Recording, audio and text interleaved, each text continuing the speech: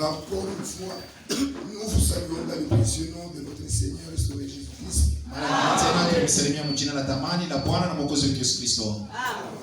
Sommes-nous dans la joie? Que Dieu vous bénisse. La Bible dit, je suis heureux quand on me dit, allons dans la maison de l'Éternel. Même si vous avez un problème compliqué, si vous êtes dans sa présence,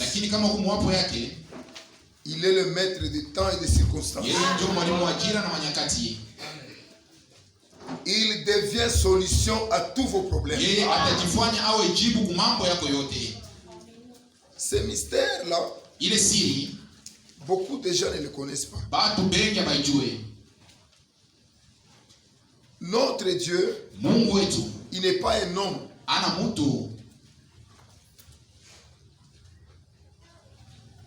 Il fait du néant.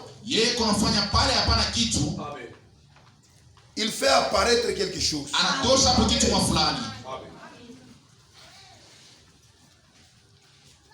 Ce que lui respecte, c'est seulement sa parole.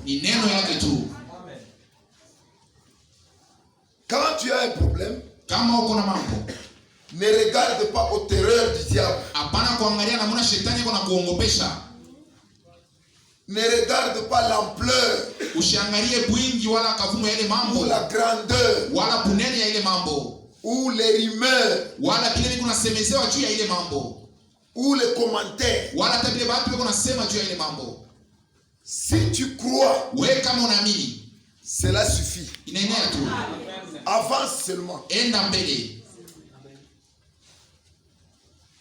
Il y avait un frère du temps de frère Branham. Il était illettré. Il aimait beaucoup la parole de Dieu. Un jour, on est venu lui offrir la Bible. Alors il prenait cette Bible, il donnait à quelqu'un d'autre. Il lui disait, lis-moi d'abord une chose. Quand on lui lit un verset,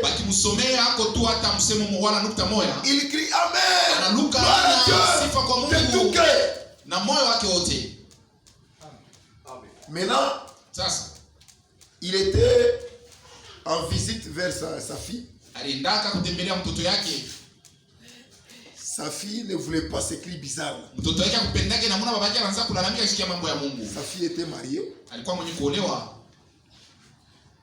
Elle commençait à étudier comment arrêter ces bruits. Cet homme, quand il a la Bible, il demande à n'importe qui pour lire. Et quand on lui lit ça, il fait des bruits bizarres. Mon mari dira qu'il est illettré seulement. C'est pourquoi il est en train de faire ça. Ma meilleure façon de faire, c'est de lui ravir la Bible et lui donner un journal. Elle est allée chercher le journal. Elle n'a pas vu ça. Elle a trouvé un livre de géographie. Il est venu là, elle a ravi la Bible. À la place, elle a mis le livre de géographie. Son père ne sachait rien. Il prend le livre, il donne à quelqu'un. Que Dieu vous bénisse. Une histoire vraiment merveilleuse. Dieu est dans le cœur. Maintenant, cet homme a ouvert. Il est arrivé là où on parlait des océans. On a parlé des profondeurs des océans. Alors quand il a dit tel océan à telle profondeur, son père dit, Cet océan-là, c'est Dieu qui a créé ça. Dieu est merveilleux. Regarde la profondeur. Alléluia, alléluia, alléluia, alléluia, alléluia. Sa fille dit, mais papa est devenu malade. Il lui a posé la question. Comment tu criais comme ça? J'ai donné à quelqu'un. Il m'a dit que Dieu a créé les ruisseaux, les lacs, les fleuves et les océans. Mais quand à l'océan, il y a une grande profondeur. Quelle profondeur de Dieu. Il a commencé encore à louer. Alors sa fille comprend. Dans le fond du cœur, c'est là où il y a le problème. Amen. Amen. Maintenant sa fille lui dit, si Dieu te dit dans cette Bible que tu vas traverser ces murs pour aller de l'autre côté, qu'est-ce que tu feras? Dis, je vais exalter Dieu, je vais dire gloire à Dieu, et je vais commencer à avancer. Comme c'est Dieu qui a dit, quand je vais arriver à ces murs, Dieu donnera le moyen. Alléluia. Dès que j'arrive, le mur va céder. Parce que dans ma foi, je crois que tout est possible. Amen. Regardez la foi que Dieu honore. Le vendredi, quand nous sommes venus ici, réellement nous avons expérimenté Dieu. Dans la simplicité. J'ai cherché un message que je lisais la nuit parce que la nuit j'étais tourmenté. Je lisais cela. J'ai prévu pour lire ça ici. Si ce n'est pas dans qu'est-ce que le Saint-Esprit, bien pourquoi le Saint-Esprit a été donné, ça doit être dans la soif. Le frère Branham dit là-bas que le Saint-Esprit ce n'est pas de l'enthousiasme.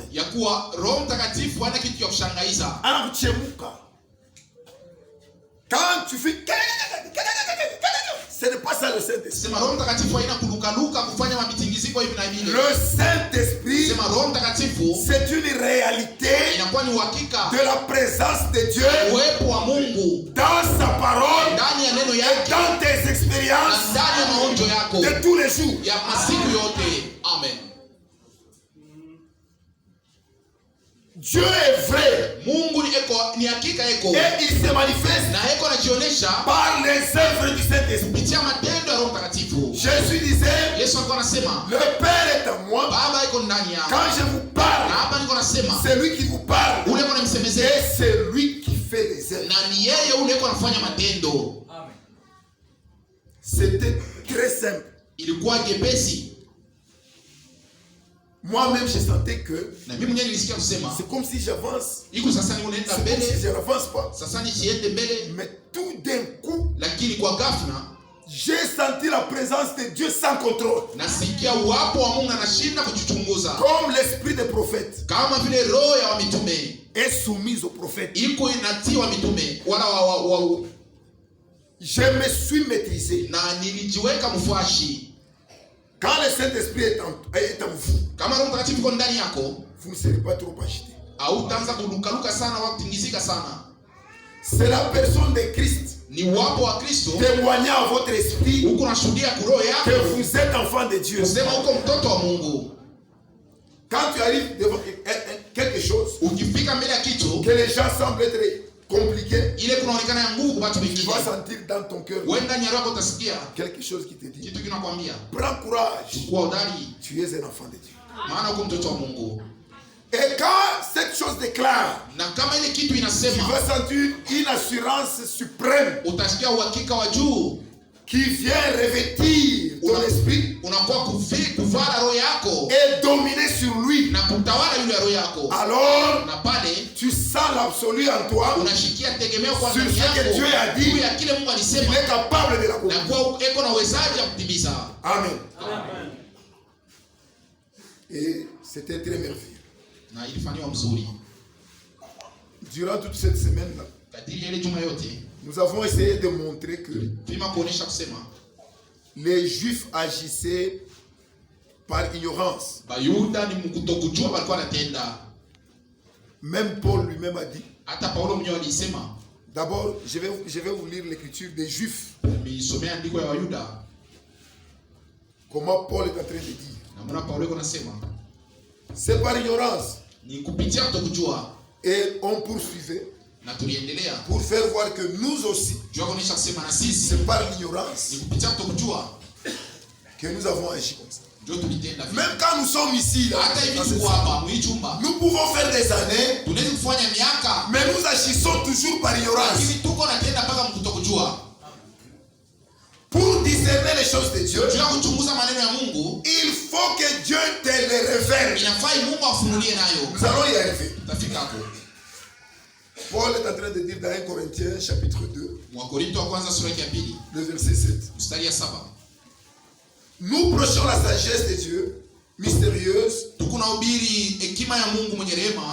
et cachée que Dieu, avant les siècles, avait destinée pour notre gloire.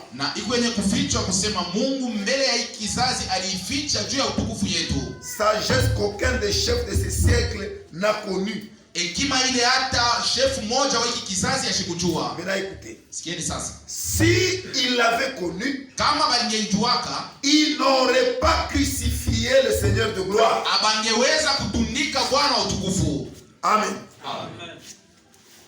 Et sur ce, nous avons dit, la première venue de Jésus était cachée aux Juifs. Parce qu'il s'agissait de l'agneau de Dieu qui devait verser son sang, qui devait perdre ses droits, qui devait obéir jusqu'à la mort de la croix. C'est le Saint-Esprit qui était en train de convaincre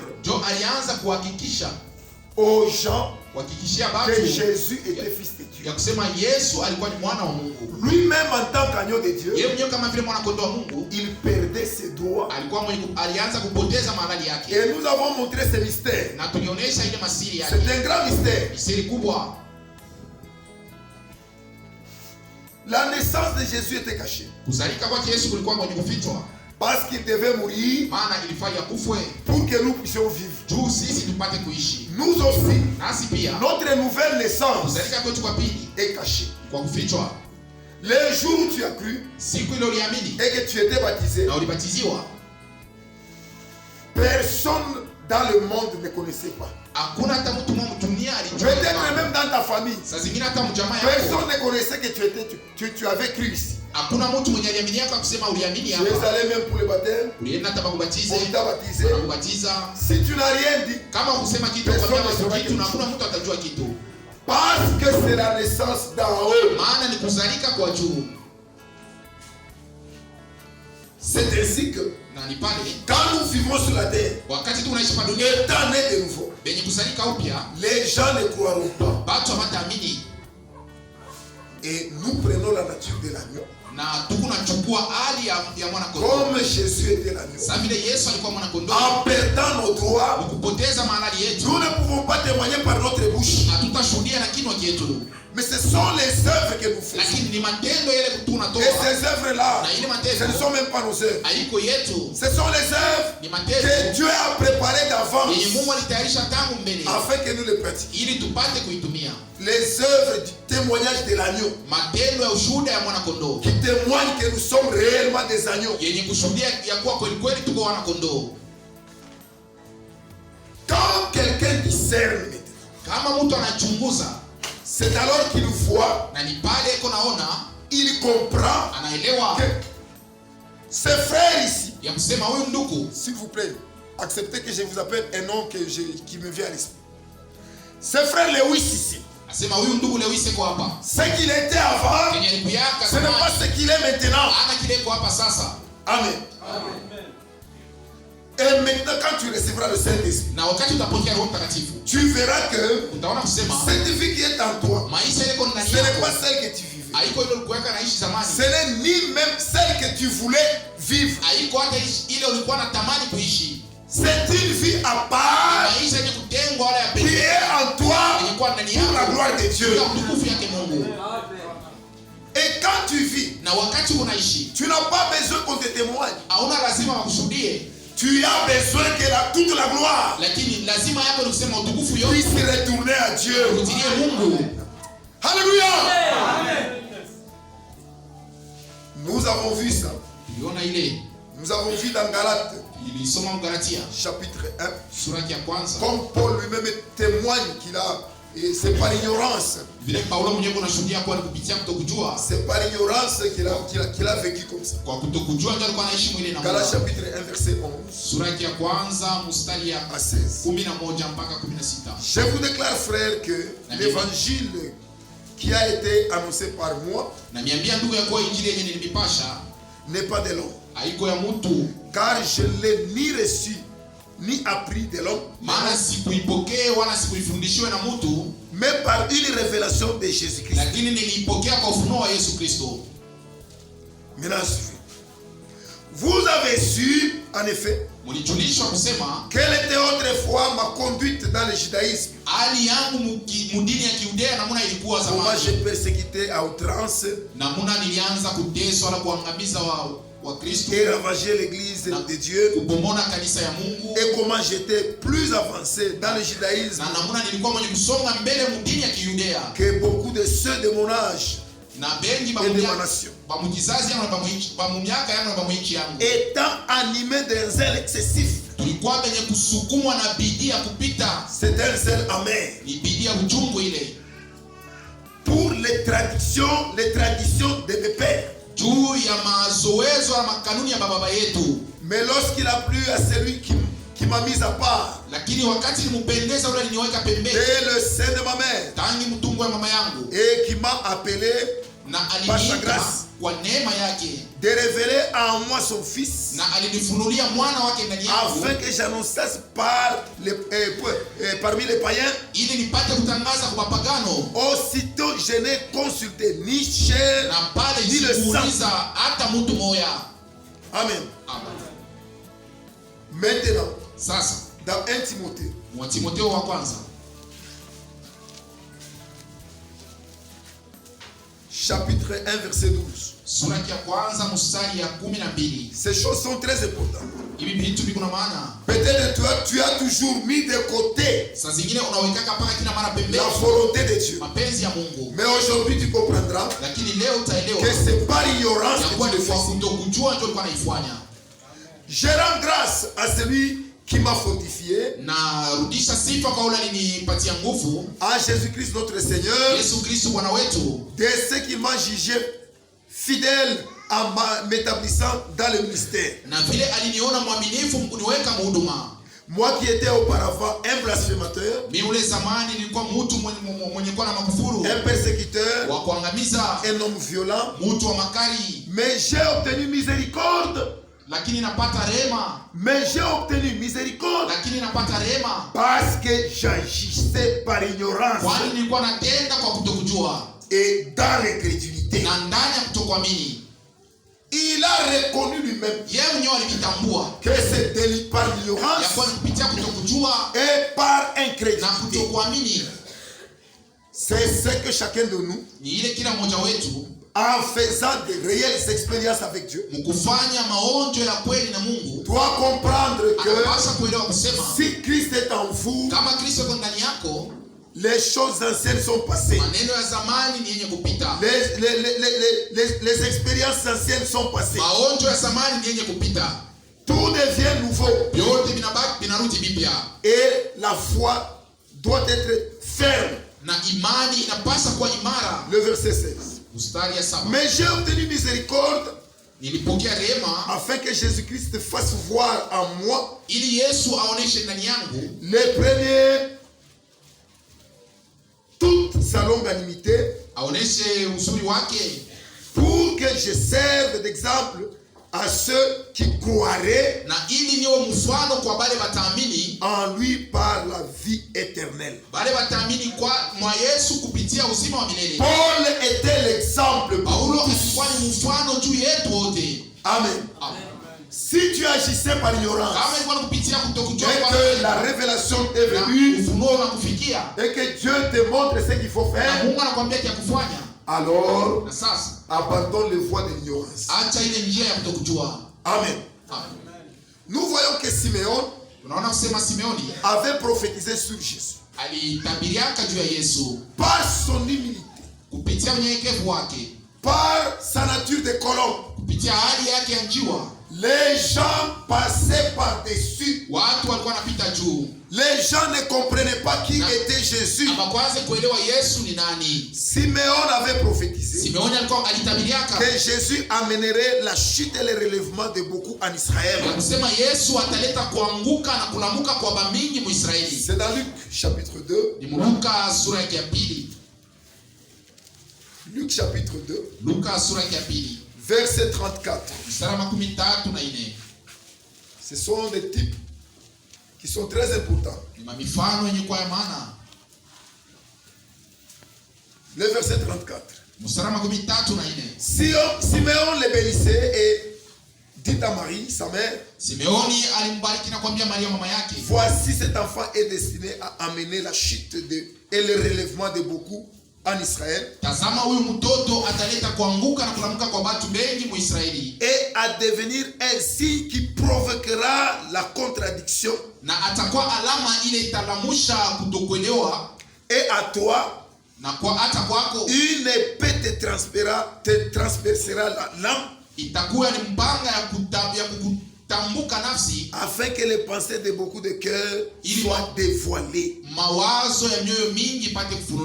Jésus ne parlait pas aux hommes. Jésus parlait aux esprits qui étaient dans les hommes. Quand toi tu parles, Jésus ne voyait pas ce que tu dis. Jésus voyait ce qui est dans la profondeur de ton cœur. Si tu parles par l'hypocrisie, Jésus lui voyait ta vraie pensée. Et quand il ouvrait sa bouche pour parler, tous les hypocrites, ils s'étonnaient. Parce qu'il révélait les pensées qui étaient dans le cœur. Et ça passait dans le cœur de Marie. Et Marie gardait cela dans son cœur. C'est pourquoi ici on lui dit, une épée transpercera ton cœur, ton âme, et dévoilera la pensée de vous.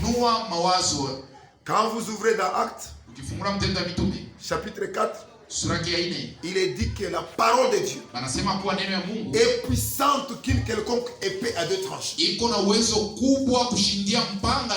Elle pénètre la moelle et joncture, et elle révèle les pensées qui se trouvent dans les cœurs. C'est pourquoi un prédicateur bien coordonné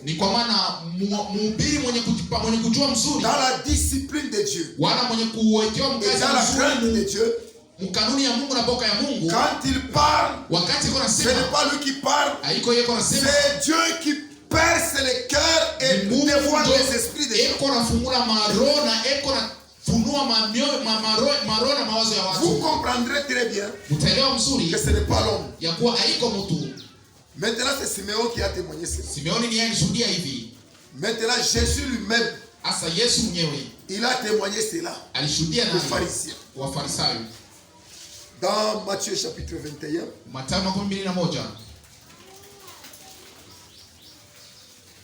le verset 42 jusqu'à 46. Jésus leur dit, n'avez-vous jamais lu dans les Écritures La pierre qu'ont rejeté ceux qui bâtissaient jiwe yenye litupa walikuwa najenga est devenue la principale de l'angle. Inakuwa ya muhimu juu ya kona. Et c'est du Seigneur que cela est venu. Na ni kwa Bwana ndio ile litokea. Et c'est un prodige à nos yeux. Na inakuwa ni maajabu kwa macho yetu. C'est pourquoi je vous l'ai dit. Ni kwa maana naniambia. Le royaume de Dieu ufalme wa Mungu vous sera enlevé. Utaminyanganywa. Et sera donné à une nation. Na utapewa kutaifa. Qui en rendra le fruit. Ile itatoa matunda. Celui qui tombera sur cette pierre s'il brisera. Et celui sur qui elle tombera sera écrasé. Amen. Il s'agit de la révélation de Jésus-Christ. Quand Jésus-Christ révélait ce qu'il était, tous ceux qui ne comprenaient pas, ils tombaient sur la pierre. Et ils étaient brisés. Sur qui la pierre tombe, la pierre brise. Amen. C'est ce que les Juifs ont vécu. Tout celui qui avait refusé Jésus n'était pas épargné. Lors de l'an 70, quand tu disais entrer, et il a investi Jérusalem, tous s'étaient tués. Amen. Et le temple était renversé. Il ne restait pas pierre sur pierre. La raison majeure, la raison principale, c'est parce qu'ils n'ont pas cru en leur Messie. C'est la raison pour laquelle, quand Jésus entrait en Jérusalem, parce qu'il devait créer un mystère pour les peuples qu'il avait beaucoup aimés, de voir se révéler devant eux. Il est arrivé sur la montagne de Jérusalem. Il a commencé à pleurer. Jérusalem, Jérusalem, toi qui tues toujours les prophètes, combien de fois j'ai cherché à t'unir par les prophètes, les promesses des prophètes, par la parole de Dieu. Mais toi tu n'as pas voulu. Mais désormais, il te sera trop tard. Il te sera trop tard. Quand tu crieras, béni soit celui qui vient au nom du Seigneur. Ça sera en retard. Amen. Aujourd'hui, Israël utilise cette parole de David. Béni soit celui qui vient au nom du Seigneur. Béni soit celui qui vient au nom du Seigneur. C'est trop tard. Mais Dieu l'a fait en dessein. Et était aveuglé. Quand Jésus était à la croix, il s'est tourné les regards vers les nations pour choisir un peuple qui portera son nom à cause du nom de Jésus-Christ. La pierre a été rejetée. La révélation a été rejetée. Mais aujourd'hui, toi et moi, nous devons recevoir cette révélation. Dieu a jeté les regards sur les nations pour se choisir un peuple pour porter la suite. Et nous avons prié le vendredi. Nous avons prié le vendredi. Nous avons dit, nous n'allons pas discerner la pierre. Nous allons aujourd'hui nous discerner nous-mêmes comme étant des pierres qui doivent construire une maison spirituelle. Comme Pierre est en train de le dire dans 1 Pierre chapitre 2 verset 4, il dit approchons-nous de lui, pierre vivante, nous aussi comme des pierres vivantes, pour faire un sacerdoce de Dieu, une maison spirituelle, nous édifiant les uns les autres. Quiconque a reçu la révélation de Jésus-Christ,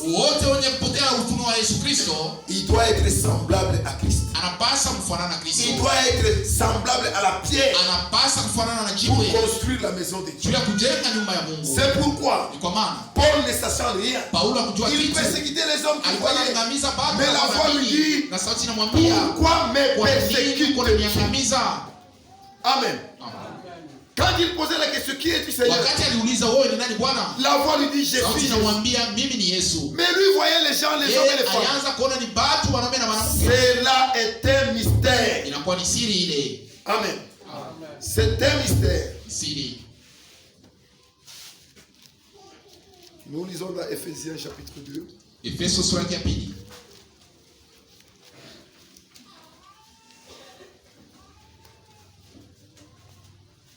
C'est pourquoi, comme c'est un mystère, il nous faut discerner cela. Le corps de Christ est constitué de membres que nous sommes les membres de son corps. Il faut discerner cela.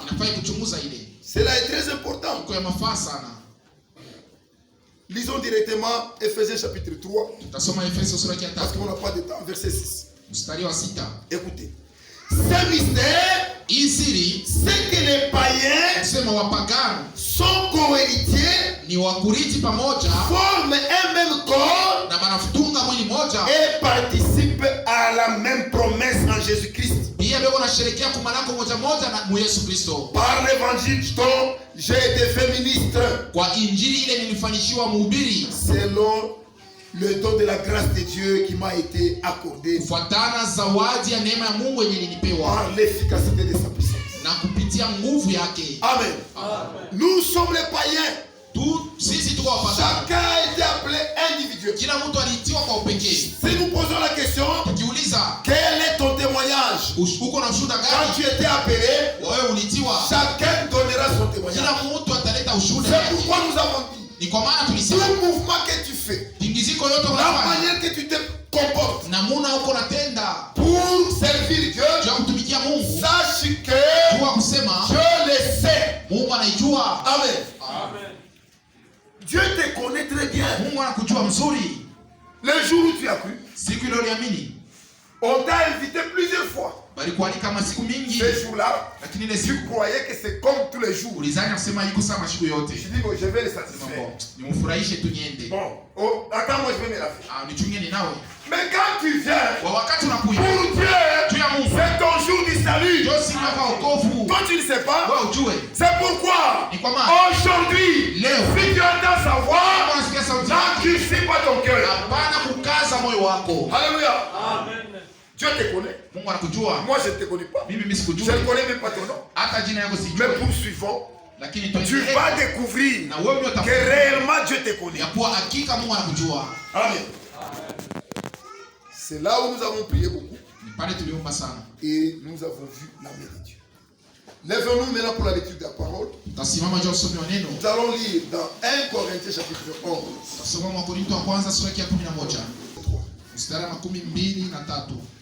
Car j'ai reçu du Seigneur ce que je vous ai enseigné. C'est que le Seigneur Jésus, dans la nuit où il fut livré,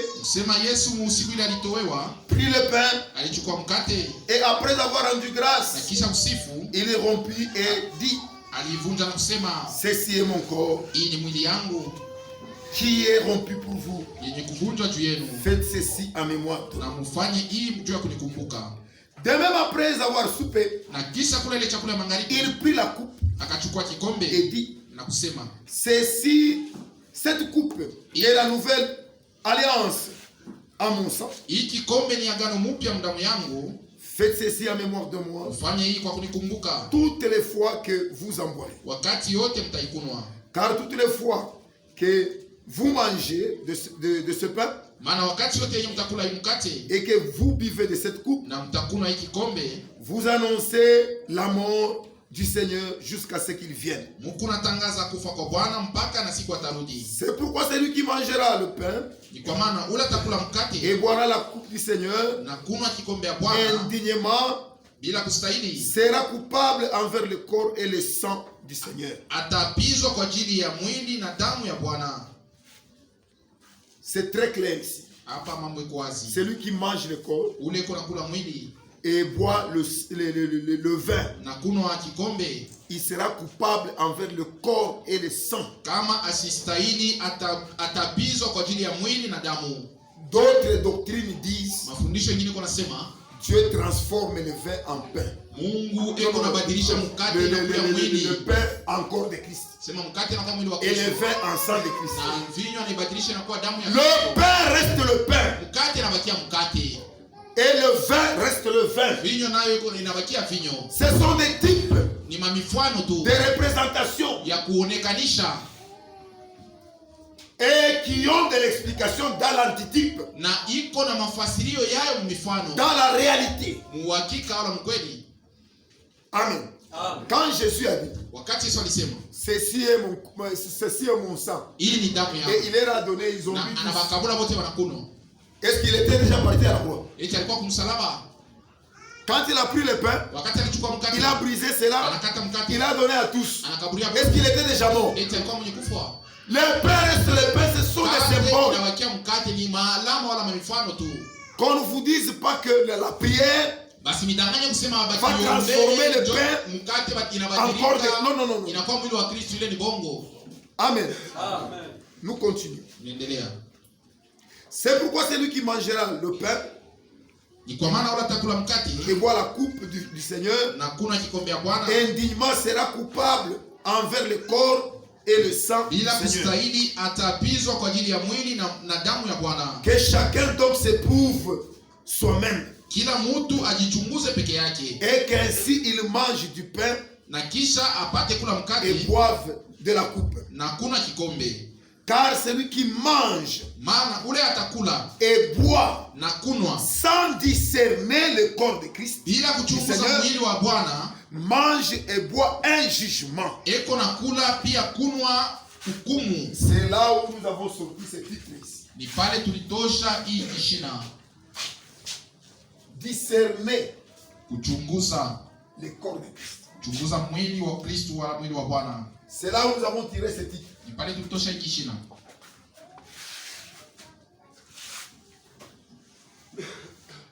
Verset 30. C'est pourquoi il y a parmi vous d'infirmes et des malades, et qu'un grand nombre sont morts. La mort dont il est question ici, c'est selon le verset qui dit, c'est lui qui vit dans le plaisir. Il est mort quoique vivant. Que Dieu bénisse la lecture de sa parole. Nous allons prions tous ensemble avant de nous mettre. Recommandons cette parole au Seigneur. Merci. Nous recommandons cette parole entre tes mains, Seigneur. Quiconque peut lire, quiconque peut dire, il a compris. Mais sans le Saint-Esprit, notre lecture est vaine. Car la Bible dit, la lettre tue, mais l'esprit vit. Nous avons besoin de ta présence. Circoncis nos lèvres, circoncis nos oreilles spirituelles, et que chacun puisse écouter comme écoutent les disciples. À toi seul l'honneur, la puissance et la gloire, au nom de Jésus-Christ. Amen. Que Dieu vous bénisse. Je vais reprendre le verset 29 jusqu'au verset 32. Car celui qui mange et boit sans discerner le corps du Seigneur mange et boit un jugement contre lui-même. C'est pour cela qu'il y a parmi vous beaucoup d'infirmes et de malades, et qu'un grand nombre sont morts. Si nous nous jugeons nous-mêmes, nous ne serions pas jugés. Mais quand nous sommes jugés, nous sommes châtiés par le Seigneur. Écoutez très bien. Afin que nous ne soyons pas condamnés avec le monde, Quand Dieu châtie ses enfants, wakati Mungu anapiga watoto yake, ce n'est pas pour les condamner avec le monde. Dieu akusema ashibahukumu pamoja na dunia. Parce que la Bible dit, maana Biblia inasema Dieu châtie celui qui l'aime. Mungu anapigaka ule anayempenda. Dans Hébreux chapitre 12 verset 4. 12 mstari ya 4. Dieu dit, il châtie ceux qui l'aiment. Napigaka ule napenda. Il te châtie eko nakupika afin que tu ne sois pas condamné avec le monde. Usihukumiwe na dunia. Ainsi, mes bien-aimés, na bapendwa, lorsque vous vous réunissez wakati mnakusanyika pour les repas, juu ya meza ya Bwana, attendez-vous les uns les autres. Muongojeani huyu na mwingine. Si quelqu'un a faim, kama kukuleko na njala, qu'il mange chez lui. Ajibie kwake kunyumba. On ne se rassasie pas de ce pain. Abakuweke kushibia na ile mkate. On le mange comme symbole. Kuikula kama alama. Amen. Amen. C'est comme symbole. C'est-à-dire quand tu manges, tu montres par là que tu es membre de ce pain. Tu es une partie de ce pain. Étant une partie du corps de Christ. En mangeant, tu démontres que tu es une partie du corps de Christ. Amen. C'est ce que ça signifie.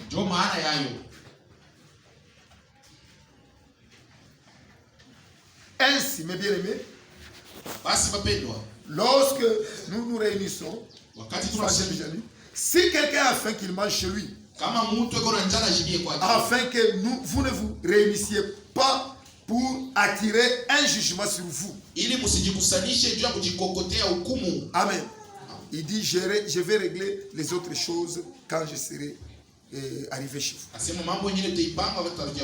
Amen. Ça, c'est l'ordre du Seigneur.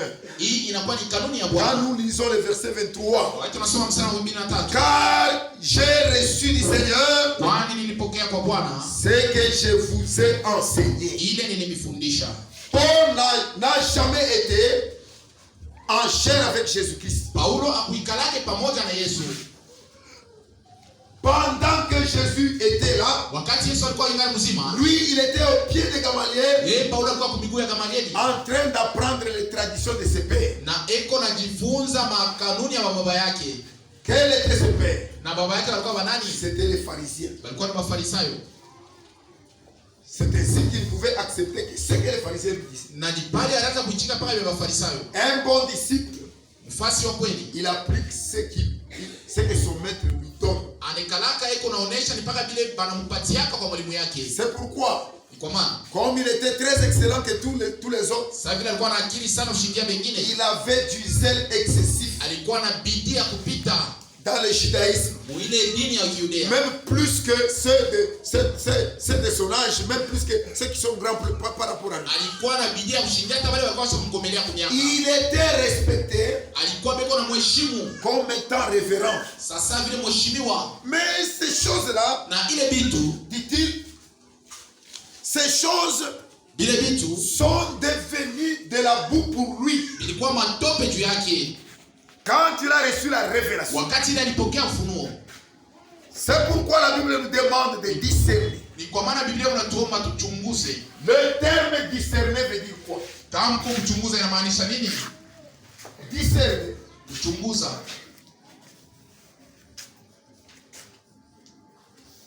veut dire comprendre par l'esprit.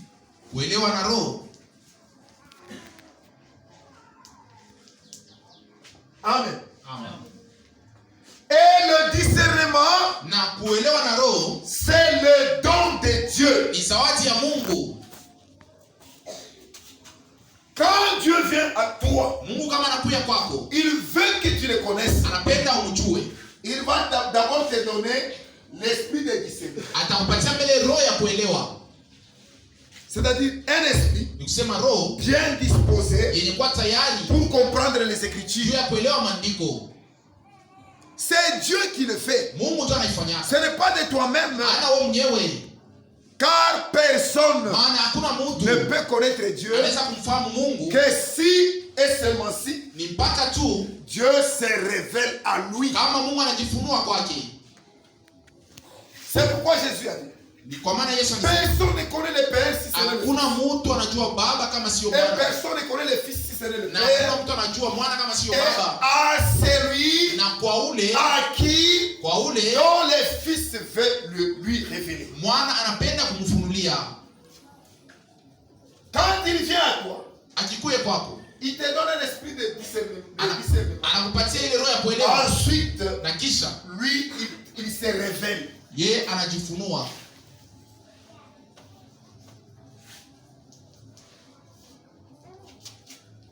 Avec cet esprit de discernement, tu comprendras la révélation. C'est pourquoi dans 1 Jean, chapitre 5, le verset 20, il est dit: le Fils de Dieu nous a donné de l'intelligence. Cette intelligence, c'est ça le discernement. Il nous a donné de l'intelligence pour connaître le véritable. Et nous sommes dans le véritable en son Fils Jésus-Christ. C'est lui le Dieu véritable et la vie pour l'éternité. Amen. Et il a commencé à annoncer cela depuis l'Ancien Testament. Dans Jérémie chapitre 9, le verset 23, la Bible dit que personne ne se glorifie. Dieu se révèle à toi pour que tu ne puisses pas te glorifier. Que c'est pas ton intelligence, que c'est pas ta connaissance. C'est un don de Dieu. Le don de Dieu, c'est ce que nous appelons la grâce. Cela ne vient pas de toi. C'est par grâce. Afin que personne ne se glorifie. Dans Jérémie chapitre 9 verset 23, il est dit que le riche ne se glorifie pas de sa richesse, ou l'intelligent de son intelligence, mais que c'est lui qui veut se glorifier, qu'il se glorifie de me connaître. Amen. C'est ce que la Bible dit. Qu'il se glorifie de me connaître. C'est pourquoi Paul dit, quand tu reçois la révélation, si tu veux te glorifier, ne te glorifie pas par rapport à quelqu'un d'autre. Quand tu le fais, tu montres que tu es charnel. Parce que quand tu te glorifies par rapport à quelqu'un d'autre, tu provoques les gens. Amen. Ceci est très important. Et nous avons dit que sur le chemin de Maïs, ces deux disciples-là, ils marchaient en étonnement. Ils s'étonnaient. Comment se fait-il que Jésus était mort? Comment Christ était mort? Eux disaient, il ne fallait pas qu'il meure. Ils comprenaient comme comprenaient les Américains du temps de Frère Branham. Ils croyaient que Frère Branham sera toujours là jusqu'à la fin. Mais, à leur grande surprise, le frère Branham est mort. Ils ont commencé à chanter. Crois seulement, croyant qu'il va ressusciter. Ils sont arrivés même en avril. Il était mort le 24 décembre. Et ils sont arrivés même en avril. Et ils ont vu qu'il n'y avait rien. Et ils l'ont enterré. Ainsi, nous aussi, nous devons croire que Dieu nous a fait grâce en ce temps. Dieu nous a fait grâce en ce temps. Et nous devons marcher dans le vrai discernement et dans la vraie crainte de Dieu. Parce que la révélation de Dieu, quand Dieu nous la donne, elle devient en nous. Elle devient pour nous et pour nos enfants. Si Dieu ne nous la donne pas, elle est à Dieu. Amen. C'est pourquoi Deutéronome chapitre 29, verset 29 dit, les choses cachées sont à l'Éternel et les choses révélées sont à nous et à nos enfants, pourvu que nous les pratiquions. Quand la parole de transformation est donnée, c'est pour que toi tu sois transformé. Ne regarde pas la position de ton prochain. Ne regarde pas la pensée de ton prochain. Regarde comment Dieu t'a appelé et quelle est la discipline qu'il t'a donnée. Quel est l'ordre dans lequel tu dois marcher pour accomplir cette parole.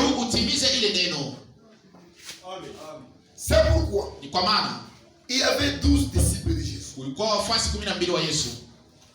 Ils étaient appelés. Le même jour, ils ont commencé à suivre. Parce qu'ils étaient un nombre de 70. Mais Jésus devait les choisir. Dieu ne peut choisir autrement que par sa parole. Il a dit, celui qui mange ma chair et boit mon sang, il a la vie éternelle. Ils se sont regardés. Qu'est-ce qui s'est tombé? Ça c'est un sacrilège. C'est quelle parole ça? Si nous mangeons sa chair, savez-vous ce que nous allons devenir? Des cannibales. Et si nous buvons son sang, nous serons des vampires. Les cannibales et les vampires ne cohabitent pas avec les hommes normaux. Eux sont très loin. Si quelqu'un arrive à leur parage, il y a des pièges, comme les pièges des singes, comme les pièges des gibiers. Et quand tu arrives là-bas, tu seras attrapé au piège. Peut-être le pied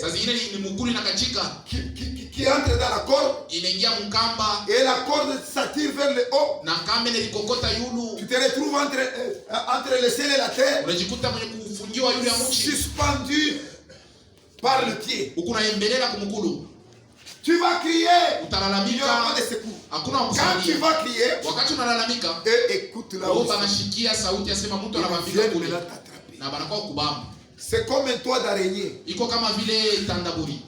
Quand l'araignée a déjà mis ses toits là, il va se cacher quelque part. Il est sûr qu'il va attraper. Pendant qu'il est là, après un moment donné, une mouche vient.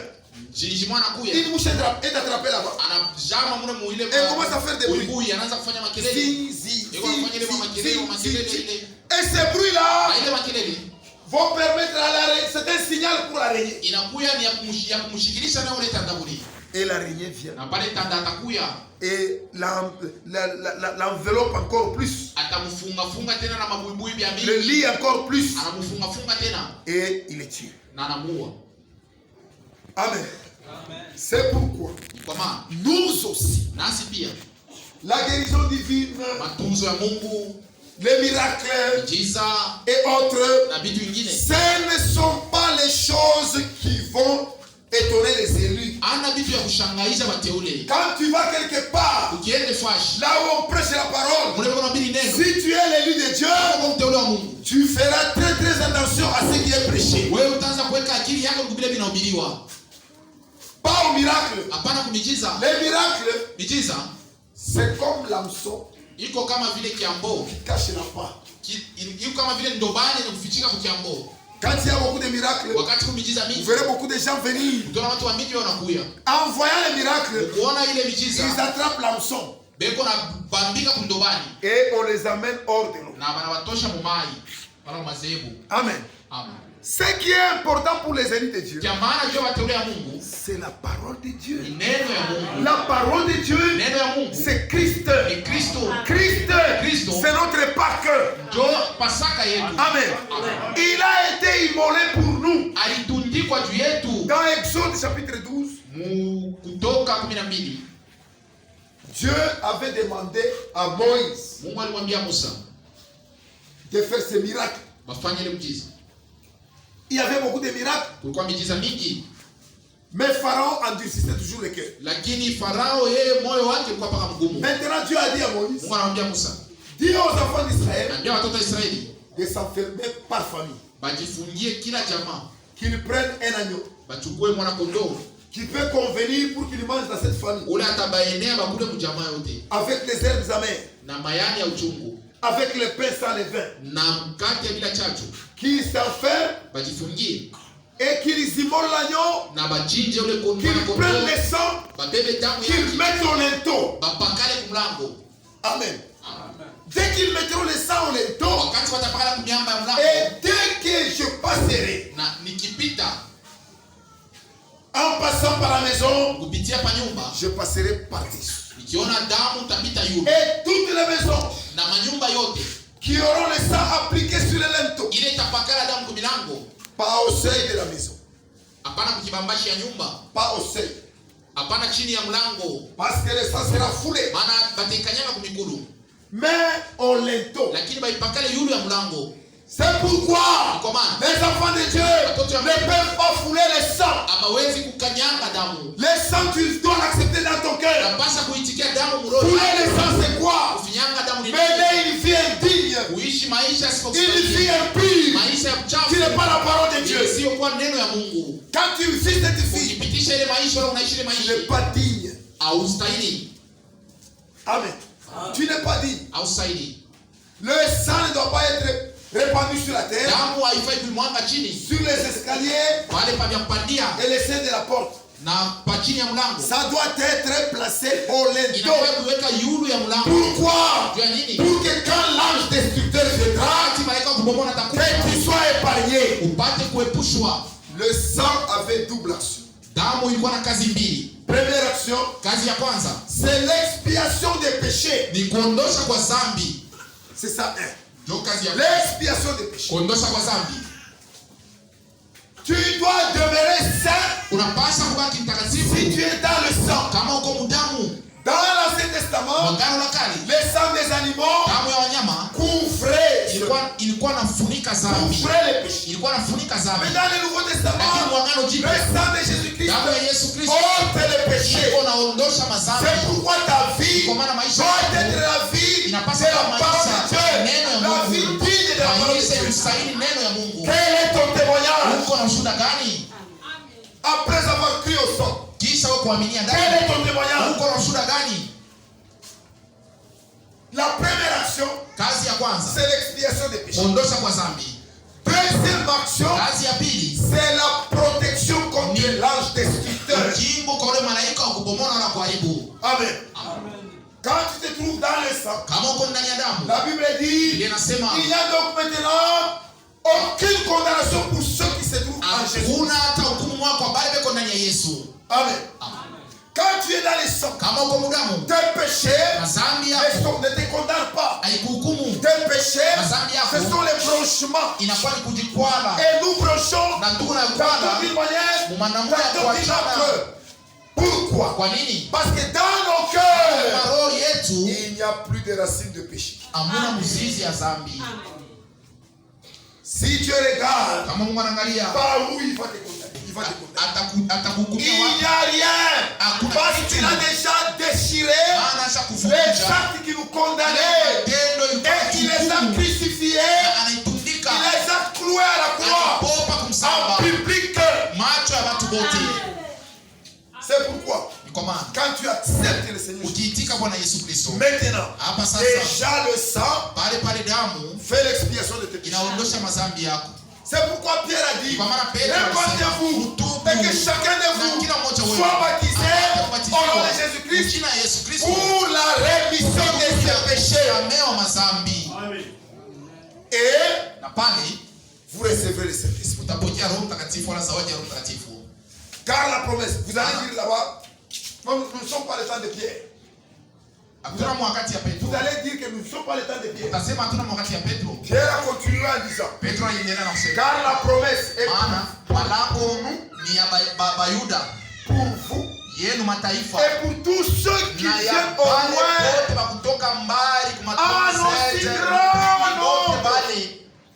en aussi grand nombre que le Seigneur notre Dieu les appellera. Amen. Aujourd'hui, Dieu continue à appeler. Le panier circule encore. Toi, tu ne savais pas ceci. Tu es venu ici. Le panier circule. Aujourd'hui, le panier circule. Crois au Seigneur. Tu seras sauvé. Alléluia. Ceci est très important. Nous devons marcher connaissant ce que nous sommes. Si nous connaissons ce que nous sommes, cela va nous faire du bien. Lorsque le premier de l'Égypte, je suis dans le repas du Seigneur, page 17.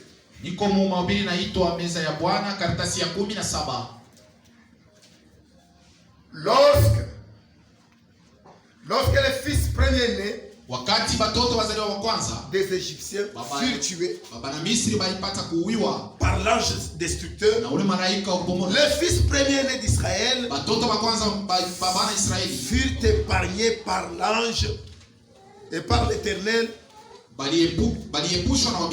car l'Éternel avait dit, le sang vous servira de signe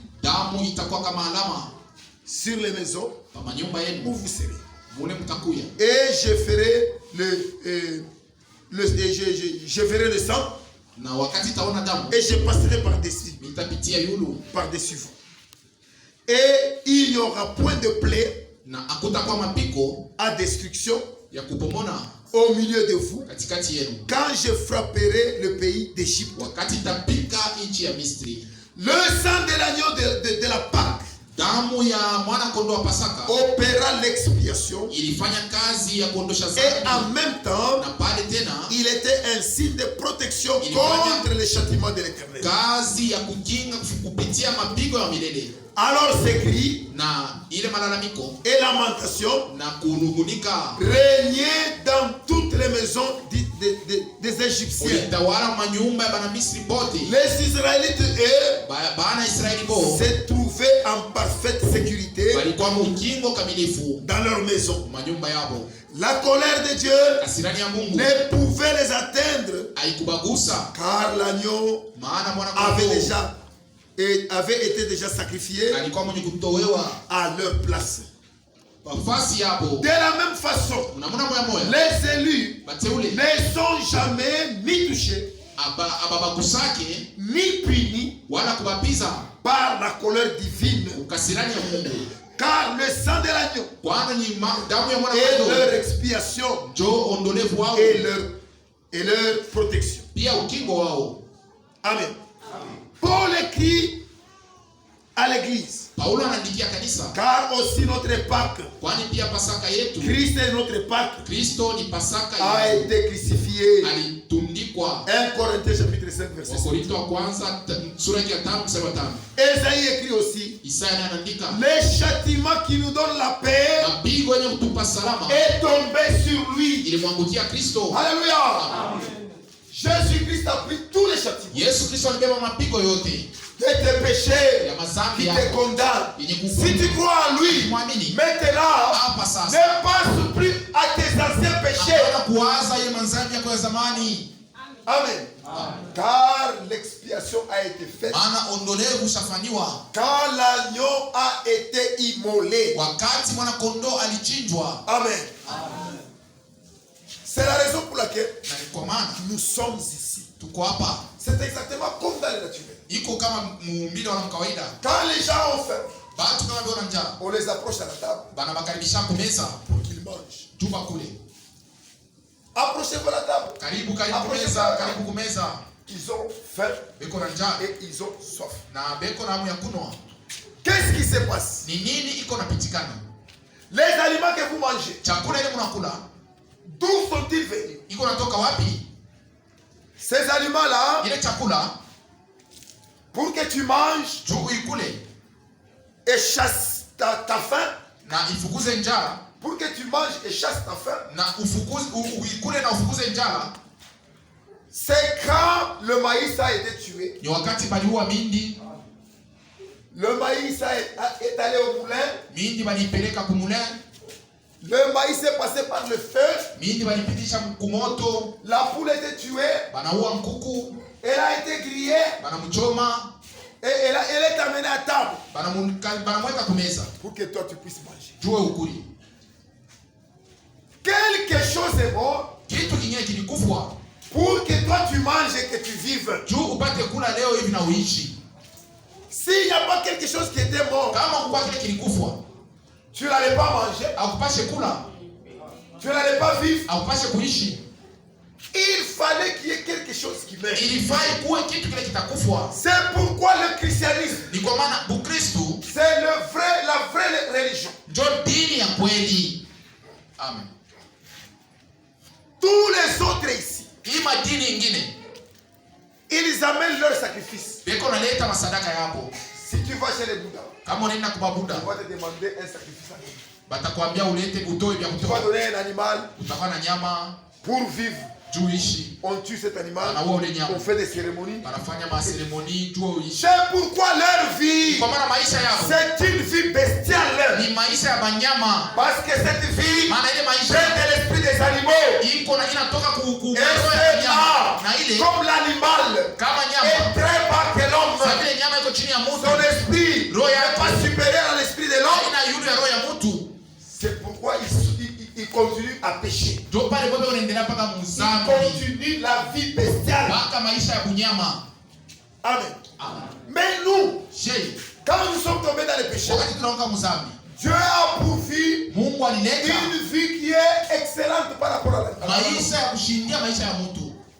La vie éternelle.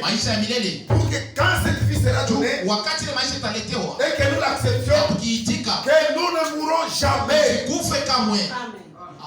Amen. Il a pris la parole. Il l'a fait chair. Il a mis du sang là-bas. Il a mis tout là-bas. C'est pourquoi notre rédemption, c'est une rédemption éternelle. Et maintenant, la vie que nous donnons après le sacrifice, c'est une vie comparable. Une vie admirable. Une vie de Dieu lui-même. Amen. C'est pourquoi vous remarquez, quand ils font ces sacrifices-là, on leur impose une homosexuelle. Il y a d'autres, on leur donne la condition de chercher une folle enceinte. C'est ça la condition qu'on lui donne. Il va chercher ici. Il ne trouve pas, il va en Zambie. Il va en Angola. S'il la trouve en Zimbabwe, il la prend. Et il rentre vite. Il fait ce sacrifice. Il y a d'autres qu'on demande d'être fou. Pour un certain. Vous les regardez, il est réellement fou. Mais après, il devient riche avec beaucoup d'argent. Mais maintenant constatez, dans très peu de temps, il va mourir. Et il sera perdu. Et il va perdre tout. Satan ne peut pas te donner la vie éternelle. Parce que lui-même, il est condamné et il attend la mort. Amen.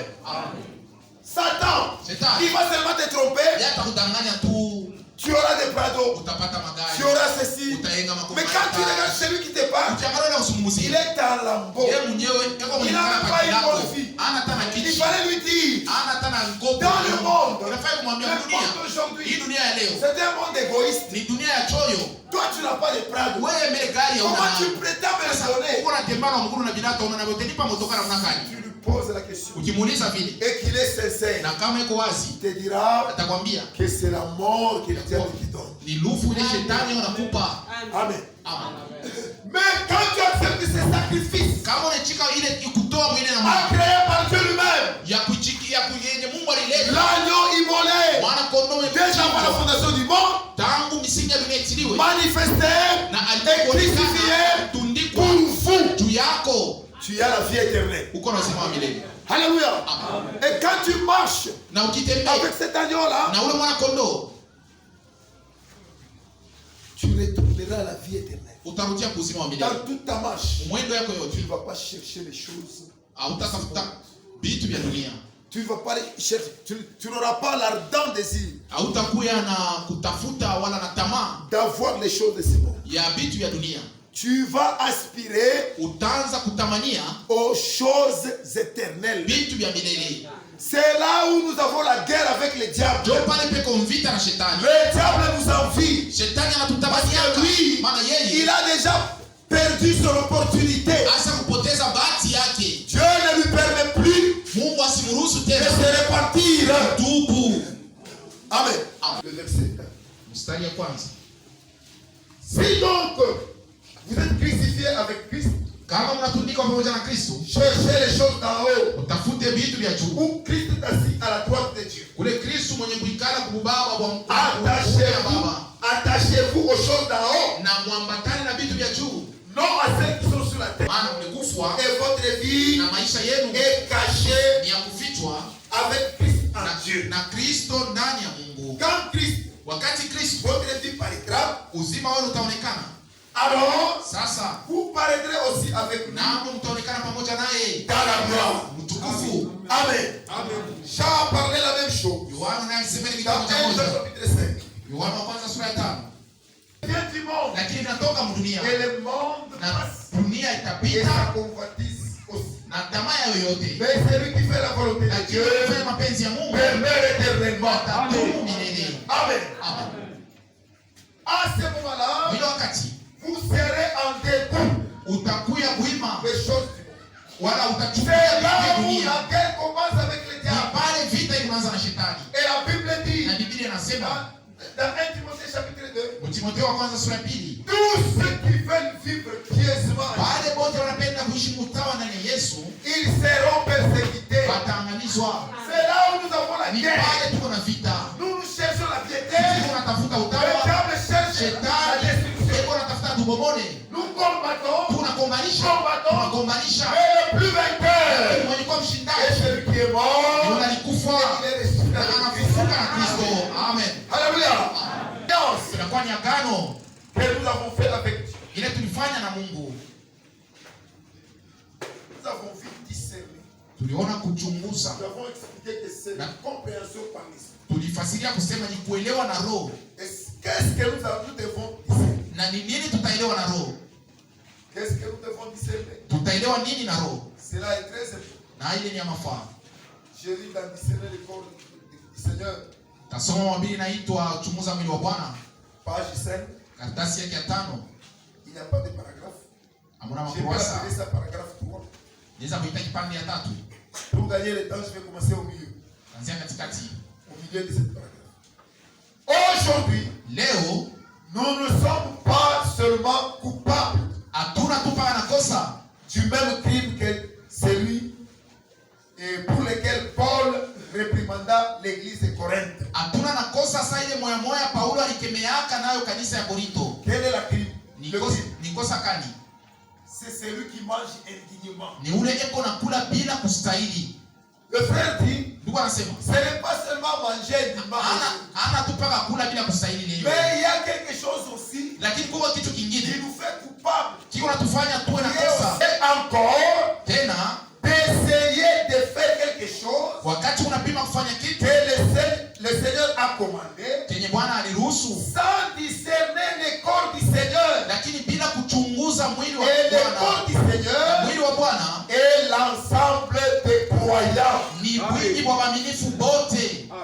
Voilà là où nous sommes. Ndio pale tuko. Ton frère, Ndugu yako, c'est toi-même. Ndio mwenyewe. Parce que comme un corps Imusa mwili qui offense un membre du corps, wala kiungo cha mwili qui offense un autre membre du corps. Iko sasa kilole kinaenda kutwanga muricho. C'est impossible. Habiwezekani. Parce que quand l'œil va entrer dans la prunelle de l'œil, maana wakati utatwanga kilole muricho, c'est le corps qui va souffrir. Utateswa mwili yote.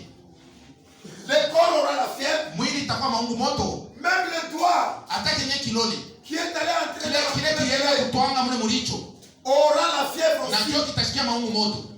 Il est pratiquement impossible. Habiwezekani Si seulement kama tu ces doigts-là kile kilole appartient à ces corps. ya kumwili moya moya ile. Comment aujourd'hui, namuna kani leo, quand tu vois ton frère souffrir, ukiona ndugu yako mateso, tu te réjouis de cette souffrance. wewe unafurahi asiakalamuke. Quand tu te réjouis de cette souffrance, Wakati wewe unafurahi, c'est la preuve suffisante iko naonesha kusema, qui montre que iko naonesha kusema toi tu n'es pas membre de ce corps. hauna kiungo wa ile mwili, Parce que tu n'en sens pas la douleur. ana ausikie maumivu yake. Amen. Amen. Ce sont des choses qu'on ne peut pas instruire. Ni vitu bila tuwezi hata kufundisha. Quelqu'un s'est contre la pierre. Mtu anajikwala kujiwe. C'est la bouche qui dit mina. Kinywa kinasema yo yo yo. Et la main touche là-bas. Na mkono inaenda kubamba. Mais le corps est automatique. Pale mwili Parce yote. qu'il s'agit Anaanza du même sang tu ni damu moya moya. qui coule dans ce corps. Unashunguluka ndani ya ile mwili. Dès que dans ta vie, kama maisha yako cette chose ne s'est pas encore kile kitu akijafikaka, dis-toi seulement, wewe ujambie tu c'est kusema toi qui n'es pas arrivé. ni wewe ndio auyaingia mwile Tu mwili. es encore loin de ce corps. Ni mbali na ile mwili. Amen. Amen. La chute de ton frère Kuanguka kwa ndugu yako doit t'amener à porter le propre. unapaswa kukupatia na wewe haya. Parce que toi, Juu wewe na wewe c'est ta bouche ni kinywa chako. qui doit défendre le témoignage de ton frère. Unapaswa kumtetea ndugu yako. C'est ta bouche Ni kinywa yako. qui doit défendre le témoignage de ton pasteur. Kinapaswa kutetea mchungaji wako. Ni kinywa yako. Qui va défendre le témoignage des chambres. Kinapaswa kutetea C'est ta bouche babaibaji. qui doit défendre le témoignage de tes frères. Ni kinywa yako ndio kinapaswa kutetea ndugu Quel yako. est ton témoignage? Asa wewe una ushuhuda gani? Quand ce témoignage Wakati ile n'est ushuhuda pas un bon témoignage, haiko ya mzuri, alors tu es déconnecté du corps. sema hauna wa kumwili wewe, uko hivi. Pleure, Ria, crie à Dieu, omba Mungu, demande à Dieu muombe pour Mungu que tu entres dans ce corps. uingie na wako ile mwili. Ce corps est merveilleux. Ile mwili ni adamani, Ce corps est glorieux. ile mwili ni utukufu. Le Seigneur a dit, Bwana alisema ce corps-là, ile mwili il est meurtri. ilikatiwa Il bilonda, est meurtri tous les jours. iko nakatiwa bilonda kila siku, Il est mort tous les jours. iko na uwiwa kila siku. Et Paul, Na Paulo anasema c'est pourquoi l'Écriture dit, ni kwa maana ndiko c'est inasema à cause de ni kwa toi. ajili À cause yako. de qui? Kwa ajili ya À nani? cause de la tête. Kwa ajili ya kichwa. Nous, en tant que membres, Je tuko ni biungo il y a la tu. tête. Tuko naangalia kichwa. C'est à cause de Kwa toi ajili yako kichwa. qu'on nous met à mort Wewe bwana tuua comme des brebis kama mkondo destinés à la boucherie. kwenda kunyumba ya machinjo. Mais dans tout cela, Yote ile nous sommes plus que tuko vainqueurs zaidi ya par washindaji. celui qui nous a aimés. Kwa ule anatupenda. Alléluia. Les véritables enfants de Dieu, Watoto ya Mungu wa kweli ils perdent leur droit beko napoteza mahalali yako pour l'amour des prochains. juu ya mapendo ya jirani. Regarde, Angalia jusqu'aujourd'hui, mpaka na leo, pourquoi tu cherches toujours des intérêts? juu ya nini wewe unatafuta mpaka faida yako? Pourquoi tu ne meurs pas Wewe jua na ukufu pour que les autres ili vivent? wengine baishi. C'est pourquoi ta vie est Na misérable. ni pale maisha yako ni ya Ta mateso, vie est encore malade. maisha yako ingali mgonjwa, Quand on te donne tout, hata wanakupa vyote sans Dieu, bila tu Mungu ne feras rien. utafanya kitu. C'est pourquoi, Kwa maana dans Jean chapitre 15, Yohana le 15 verset 5, mstari wa 5, Jésus est en train de dire au Yesu verset 1, eko anasema mstari ya je kwanza suis le seul, ya kuwa mimi ni mchi vous, mwei, vous êtes les sarments. muko matawi, Mais il dit, lakini anasema aucun sarment hakuna hata ne litawi peut moja pas porter la vie, inaweza kubeba ne peut maisha, pas porter les fruits inaweza kubeba matunda sans moi. bila mimi mti. Et au verset 5, Na kumstari ya 5 il dit, sans moi, anasema bila mimi mti vous ne pouvez rien wewe faire. matawi hamtafanya kitu. Si tu veux vivre, Kama unapenda kuishi, connecte-toi à la vie de Christ. ujiunge mbele kwa maisha ya Kristo na kumuti ili nakuwa Kristo. Si le témoignage de Christ Kama ushuhuda wa Kristo ne te suffit pas, au kueneye, pleure, lia, crie, lalamika, cherche Dieu. tafuta Mungu. Car la Bible dit, Maana Biblia inasema le témoignage de Christ, ushuhuda wa Kristo c'est ça notre victoire. ndio ushindi yetu. Dans Apocalypse chapitre 12, Ufunuo 12 le verset 10, mstari ya 10, on dit il est précis, il est précis. bali mtupa Le diable, Shetani, l'ancien serpent, ule nyoka wa zamani, Shetani, l'accusateur de nos frères, ule mstaki wa c'est lui qui les accuse, ule kwa mstaki devant la face de ya Dieu, Mungu jour et nuit. usiku na mchana, Mais il est vaincu lakini bali mshinda à cause du sang de l'agneau ili ya damu ya mwana kondoo et à cause des na paroles de ili leur ya témoignage. maneno ya ushuhuda yabo. Amen. Amen. Quel est ton témoignage? Wewe uko na ushuhuda gani? Quel est ton témoignage? Uko na ushuhuda gani Devant les gens. mbele ya watu? Ta vie Maisha yako produit quel parfum? iko natoa manukato gani? C'est le parfum de basilic. Ni manukato ya harufu mzuri? C'est le parfum de poison. Ni manukato ya sumu Pour tuer. juu ya kuua? Parce que les œufs de basilic, Maana ile harufu ya ile mayai ya ile quand tu les basilic clôt, kama ce inapasuka sont les serpents qui sortent dedans. ni banyoka wanatoka ndani. Dans tes paroles, Maneno il y yako a-t-il des venins eti muko sumu pour tuer les autres? juu ya kuua wengine? Quel est ton témoignage? Uko na ushuhuda gani? Que tes paroles Maneno yako soient na maneno yako assaisonnées du sel. pate kuya na onjo, Là où il y a des troubles, pale peko mvuruko, là où il y a le pissement de cœur, pale peko kuvunja kwa que tes udongo, paroles apportent la maneno yako ipate kuleta upole. C'est pourquoi Kwa maana nous ne regardons pas aux choses visibles. atuangalie kuonekana na macho Pour réussir à cela, juu ya kuweza si ile. tu regardes aux choses Kama visibles, unaangalia vile inaonekana na macho, tu vas envier. utatamania, C'est là où se trouve la guerre. na ndio peko vita pale, Cherchant les intérêts des utafuta frères. mafaida yako. Mais quand tu regardes à l'intérieur, Ukiangalia kubila vionekane na macho, tu vas perdre tes droits. utapoteza mahalali yako. Amen. Que toi, Wewe tu te témoignes. ushuhudie wewe mwenyewe, Que les autres wengine te témoignent. nao wakushuhudie. Amen. Amen. Quand tu prends le temps de te témoigner, Wakati unaanza kujishuhudia wewe mwenyewe, quel type de témoignage de Dieu? hasa ushuhuda wa Mungu inasema nini? Quel type de témoignage de Dieu? Ushuhuda wa Mungu inasema nini? C'est le témoignage de Dieu Ni ushuhuda wa Mungu qui est parfait. ndio iko Ce kamilifu, n'est pas ton témoignage. haiko yako. Le corps de Christ. Mwili wa Kristo C'est un mystère. ni siri. Notre vie de chaque jour Maisha yetu ya kila siku doit refléter la venue du Seigneur Jésus-Christ. inapasha kuonesha kurudi kwa Yesu Kristo. Tout ce qui dépend de nous Yote ile inatuelekea doit nous amener à la paix avec tous. inapasha kutupeleka msalama na watu wote. Ce que tu peux faire Ile unaweza kufanya par tes efforts, kupitia nguvu yako, cela t'amène à la paix avec ile tous. ikusukume wewe msalama na watu wote. Amen. Nous allons lire ça dans Romains. Nasoma Waroma, Romains chapitre 12. Waroma 12 Le verset 17. mstari ya 17. Ne devez à personne ne rendez à personne le mal pour le mal. Msirudishe kubaya kwa kubaya. Recherchez ce qui est bien Mtafute kenye kwa kizuri devant tous les hommes. mbele ya watu wote. S'il est possible, Kama haiwezekani, s'il est possible, kama ingewezekana et que cela dépend autant de vous, na ile inaangalilia nguvu yako, soyez en paix uwe msalama avec tous les hommes. na batu bote. Si cela dépend de toi, Kama ile inaangalia nguvu yako, il y a les gens kuko batu qui sont comme des pierres, bale beko kama maibwe, des vrais incrédules. batu abamini. C'est lui qui t'a fait du tort. Ule alikukosea, C'est lui qui t'a fait du tort. ni yeye ndio alikukosea. Mais toi, Lakini wewe tu es enfant de Dieu. sasa ndio mtoto wa Mungu, Tu vas lui demander pardon unaenda kumlomba pour huruma vous réconcilier. juu mpatane naye tena. Malgré cela, Ingawa ile lui refuse. yeye anakatala, Si il refuse, kama anakatala, amène-toi avec un frère. uende na ndugu mwingine Plaider. Il akakusemelea. refuse encore. Akikatale tena, Considère-le comme un païen. umuone kama vile mpagano. Il y a les gens qui viennent ici Kuko batu wanakuja hapa pour tester les enfants de Dieu. juu ya kupima watoto ya Mungu. Ils sont assidus au temple. Beko anakuwa kila mara kuweka, Ils chantent. beko naimba, Ils chauffent les bancs. banakuweka tu Yesu kwa mabao. anakuja Yesu anakuja bado kidogo, Yesu anakuja hapa sasa. Et pourtant, Na japo quand on prêche maintenant la parole, wakihubiri neno, Il fait comme au stade. Anafanya kama vile mkianza football. Quand on parle de quelque chose qu'il connaît, kitu mwakina anajua contre son frère, kwa ndugu yake, il regarde son frère, anamwangalia ndugu yake, amen, anamwambia amina, anamtonea na macho, jua kusema kwa wewe ndio unafanyaka bibi.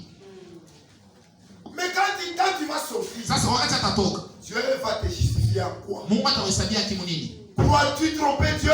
Et tunaweza mdanganya Mungu? Tu trompes pas Dieu. Au danganya Mungu? Tu te trompes toi-même. Wewe mwenyewe unajidanganya. Ici, hapa, ce n'est pas un terrain de divertissement. Haina kiwanja ya michezo. Ici, hapa, ce n'est pas un terrain de distraction. Haina kiwanja ya kupitisha wakati. Amen. Amen. Frère, ndugu, je m'ennuie un peu. Mimi sina kufanya. Je vais un peu me distraire. Mimi naenda tu mbele nikapitisha kwa wakati. Tu vas en kilote. Unaenda mkaputula. Commence à regarder le match de basket. Unaanza kuangalia mafootball. Où les filles tombent. Kule mwanamke yuko anaanguka. Elle se relève. Analamuka. Elle se tapote. Analuka. Où les filles agissent comme des hommes. Kule mwanamke anafanya sasa wanaume. Toi tu es là. Uko pale mkono mfuko. Asi hapa mnapitisha wakati. Tu tues ton âme. Uko naua nafsi yako. Amen. Un enfant de Dieu ne se distrait pas. Mtoto wa Mungu apitisha wakati. D'autant plus que cette place n'est pas une place de distraction. Anafanya kupitisha wakati. Quand tu entres ici, ukiingia hapa, sonde ton cœur. Angalia mbele moyo yako. Discerne tes pensées. Chunguza mawazo yako. Par rapport à la parole. C'est alors que tu recevras la révélation de Dieu. Utapokea ufunuo wa Mungu. Dieu te demande, si tu as un discernement, kama una uchunguzaji, de sonder la parole de Dieu. Upate kuchunguza neno ya Mungu. Si tu as un discernement, kama uko na uchunguzi, la parole de Dieu, c'est la révélation de Christ. Ni ufunuo wa Kristo. Quand elle va toucher ton discernement, uchunguzi wako, tu seras transformé. Utabadilika. Alléluia. Amen. C'est pourquoi ni kwa maana nous devons faire attention. Tunapaswa kuokoka. Ne vous mangez point. Msijilipie kisasi wenyewe. Bien-aimés, wapendwa, mais laissez agir la colère. Lakini mwache kasirani. Car il est écrit, kwani inaandikwa, à moi la vengeance, ni kwangu kisasi, à moi la rétribution, ni kwangu kulipa, dit le Seigneur. Anayesema Bwana. Mais si ton ennemi a faim, kama adui wako yuko na njaa, donne-lui à manger. Mpe chakula. Si il a soif, kama yuko na kiu, donne-lui à boire. Umupe maji. Car en agissant ainsi, maana mkufanya ile namuna, tu amasseras des charbons ardents sur sa tête. Ni makala ya moto kunaweka pa kichwa yake. Ne te laisse pas vaincre par le mal. Ushache bubaya ushinde. Mais surmonte le mal par le bien. Lakini wewe uina bubaya na vizuri. Alléluia. Amen. C'est la guerre que nous avons. Ni vita ile tuko nayo. C'est la guerre de tous les jours. Ni vita kila siku. Nous ne sommes pas destinés à la perdition. Hatuna benye kutayarishwa juu kupotea. Nous ne sommes pas destinés à la perdition. Kutayarishwa juu kupotea. Étant les élus de Dieu, nous naissons de nouveau, déjà vainqueurs. Bashindaji. Amen. Nous sommes déjà des vainqueurs. Tuko bashindaji. C'est pourquoi kwa maana sonde ta vie. Chunguza wala angalia mzuri maisha yako. Ne donne pas ton propre témoignage. Hapana kuleta ushuhuda peke yako. Mais laisse le témoignage venir de la personne. Ushuhuda itoke kwa wengine. Nous devons prier Dieu. Tunapaswa kuomba Mungu. Pour que Dieu nous fasse grâce. Mungu atujalie neema. Dans Hébreux chapitre 12. Ibrania 12. Le verset 14. Mstari ya 14. Avec tous.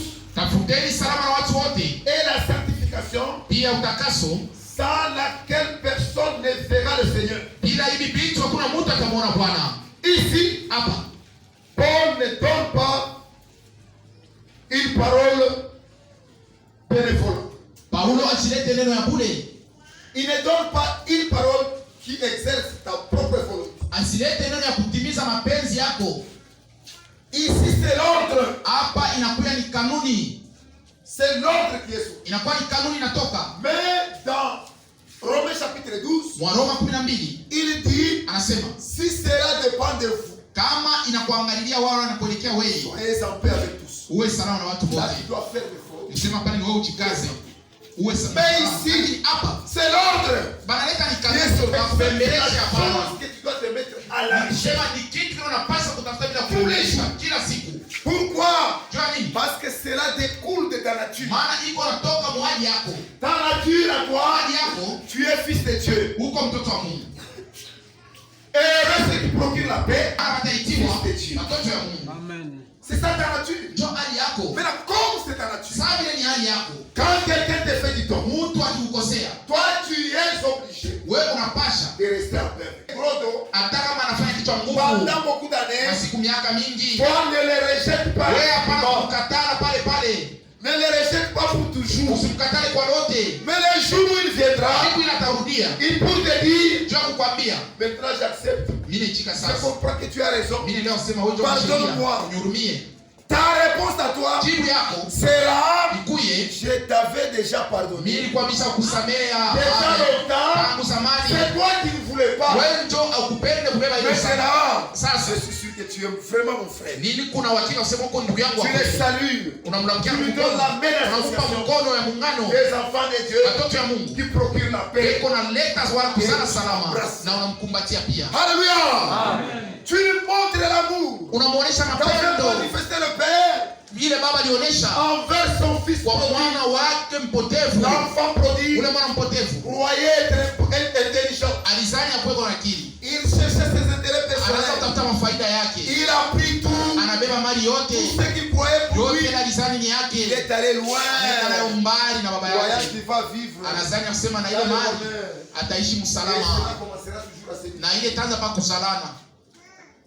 Quand tu vis loin de la parole de Dieu, la froideur commence à entrer. Tu auras une vie de rétrograde. Ne pense pas que comme tu es baptisé de Saint-Esprit, il faut être loin.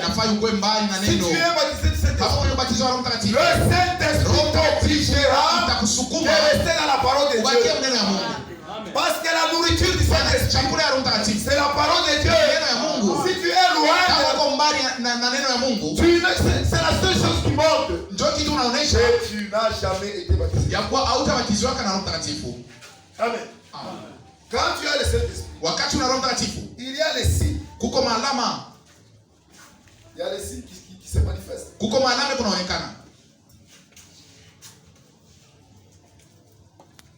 Il y a les signes qui montrent et que tu te témoignes toi-même. Le Saint-Esprit lui-même, il te montrera qu'il n'a jamais été en toi. C'est pourquoi nous devons faire attention dans la manière de vivre, dans la manière de marcher.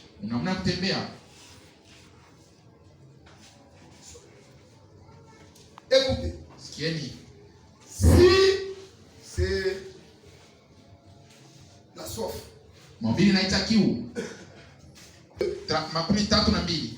paragraphe 4, nous commençons par le paragraphe 4, paragraphe 181.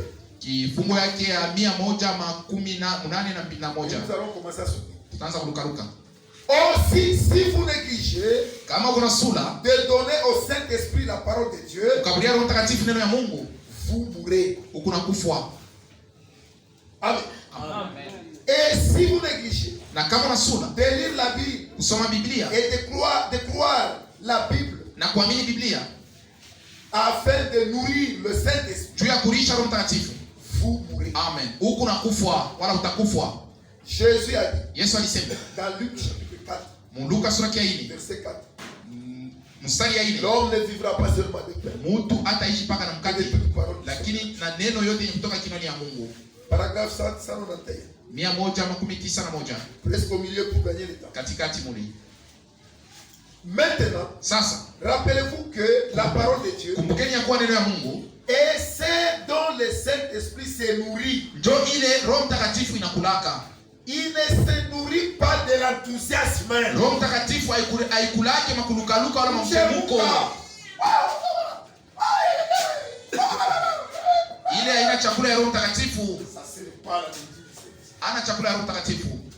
Quand tu cries comme ça, ce qui effraiera les autres, c'est quand ils voient ton témoignage. Toi, tu as droit de crier, de sauter. Et on doit de voir tes sauts là, par rapport à ta vie. C'est eux qui vont donner le vrai témoignage. Maintenant, ne saute pas plus que ta vie. Si ta vie est une vie, au lieu de sauter, gémir, prie, et Dieu qui voit la sincérité de ton cœur, Dieu te pardonne. Bien aimé, ici nous ne jouons pas à l'hypocrisie. Nous ne venons pas ici pour être qualifiés, pour avoir des qualités par rapport aux autres. Vous n'avez le frère. Vous voyez ce frère là? Lui il est terrible. Non. Que Dieu parle. Amen. Que Dieu nous témoigne. Et quand Dieu nous témoigne, tout le monde va en parler. Amen. Amen. C'est la raison pour laquelle nous devons discerner le corps de Christ. Nous devons marcher de manière à plaire à Dieu. À plaire à Dieu seul. Dans Galatie 6, Paul est en train de dire, suis-je devenu votre ennemi en vous disant la vérité? Si je plais encore aux hommes, je ne suis pas serviteur de Christ. La volonté de Dieu est que toi tu vives la parole de Dieu. Je ne peux pas te prêcher les choses que tu aimes. Je vais te prêcher les choses que Dieu veut que ça soit en toi. Quand quelqu'un a une plaie ou une tumeur, si tu veux le soigner correctement, tu dois percer cette tumeur, enlever la pus, enlever tout, et commencer à frotter. Quand tu frottes, ce n'est pas tes cris qui fait quelque chose. Ce n'est pas tes gémissements qui fait quelque chose. Le vrai médecin, lui, il a besoin de voir le sang.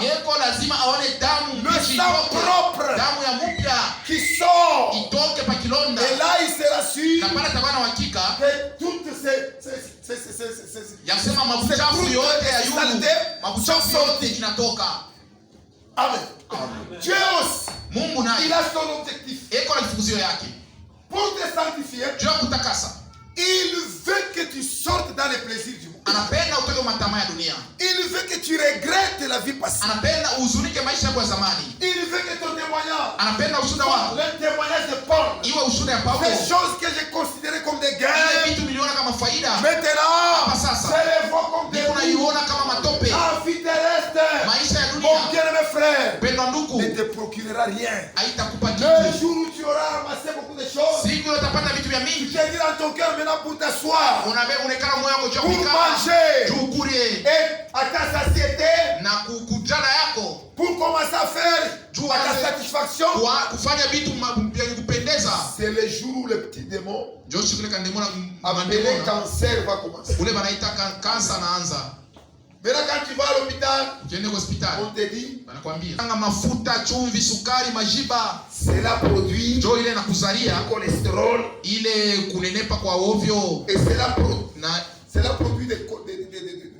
de la graisse, de la mauvaise graisse. C'est ce qui va traîner sur tes plaies à l'intérieur et qui attire maintenant toutes les saletés là-bas. Et ça forme du cancer. Maintenant tu dis, qu'est-ce que je vais faire? On dit, si tu veux guérir, ne mange pas du sel, ne mange pas du sucre, ne mange pas de l'huile. Alléluia. Quelqu'un peut vivre comment? Sans manger du sel, sans manger de l'huile, sans manger du sucre, sans manger de piment. Qu'est-ce que tu vas manger? Maintenant tous ces biens-là, tu commences à les regarder. Ce sont les autres qui les mangent.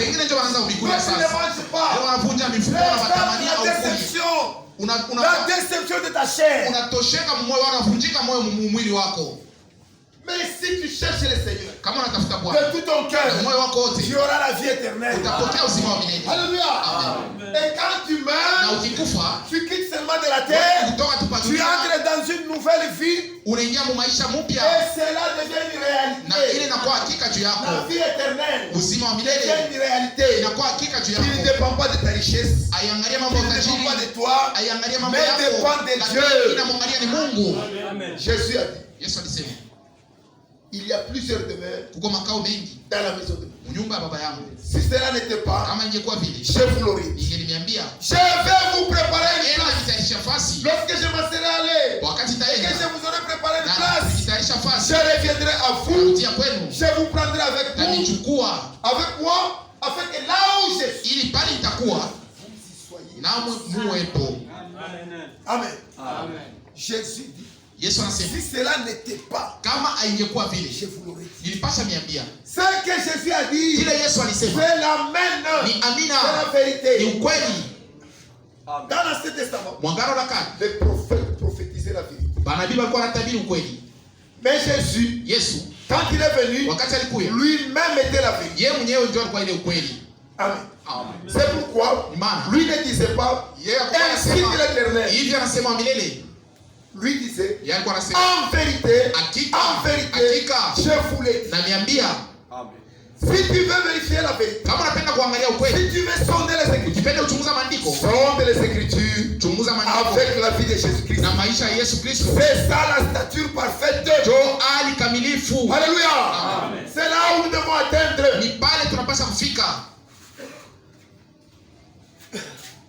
Ce n'est pas trop parler qui fera de nous. Maintenant, que Dieu vous bénisse. Inclinons.